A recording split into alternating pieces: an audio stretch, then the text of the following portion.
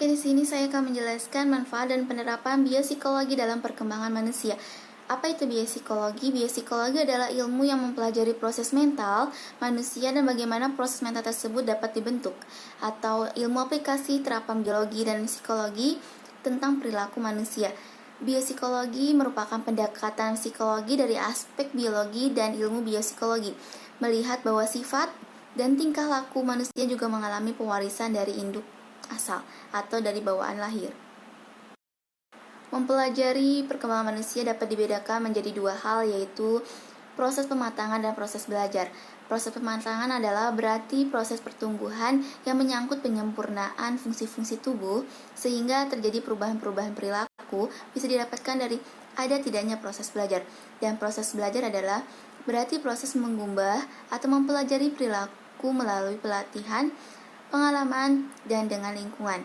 Dari dua faktor di atas, pembawaan atau bakat juga mempengaruhi perkembangan manusia.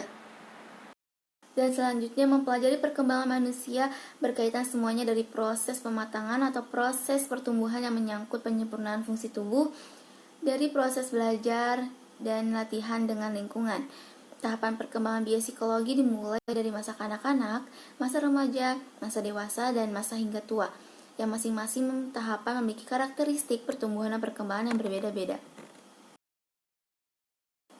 Penerapan perilaku dalam ilmu psikologi untuk perkembangan manusia yang pertama adalah fisiologis, adalah mengkaitkan perilaku dengan aktivitas otak dan organ tubuh lainnya. Yang kedua, otogeni, adalah menggambarkan perkembangan sebuah struktur ataupun perilaku. Penjelasan ini melihat adanya pengaruh gen, nutrisi, pengalaman, serta interaksi kesemuanya dalam membentuk suatu perilaku. Selanjutnya adalah evolusi suatu struktur atau perilaku perubahan makhluk hidup yang menyimpang dari struktur alam dalam jumlah yang banyak serta beraneka ragam. Kemudian menyebabkan terjadinya dua kemungkinan. Yang pertama adalah makhluk hidup yang berubah akan mampu bertahan dan tidak punah atau disebut dengan evolusi progresif. Dan yang kedua adalah makhluk hidup akan berubah atau berevolusi gagal dan punah, tapi disebut dengan juga evolusi regresif. Adanya fungsi fungsional limbik adalah yang pertama suatu pendirian atau respon emosional yang mengarahkan pada tingkah laku individu. Yang kedua suatu respon sadar terhadap lingkungan. Yang ketiga memperdayakan fungsi intelektual dan korteks cerebri secara tidak sadar dan memfungsikan batang otak secara otomatis untuk merespon keadaan. Dan keempat memfasilitas penyimpanan suatu memori dan menggali kembali simpanan memori yang diperlukan.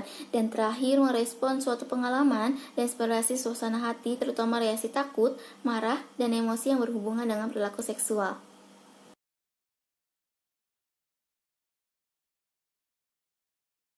Yang terakhir adalah manfaat biopsikologi. Manusia pada dasarnya mewarisi sifat-sifat fisik dari orang tuanya atau juga nenek dan kakeknya secara genetik. Ciri-ciri ini manusia memiliki gen keturunan melalui aspek tinggi badan, warna kulit, warna mata, kondisi rambut lurus atau keriting, bentuk bibir, dan sebagainya. Manfaat dari mempelajari biopsikologi, kita bisa dapat melihat bahwa sifat dan tingkah laku manusia juga mengalami persamaan dari keturunan dari gen keluarga, contohnya sifat pendiam. Terus, dominan atau pasif adalah ciri-ciri sifat alamiah manusia tidak dapat dipelajari melalui pengalaman yang bersifat keturunan dan tidak semuanya manusia memiliki persamaan.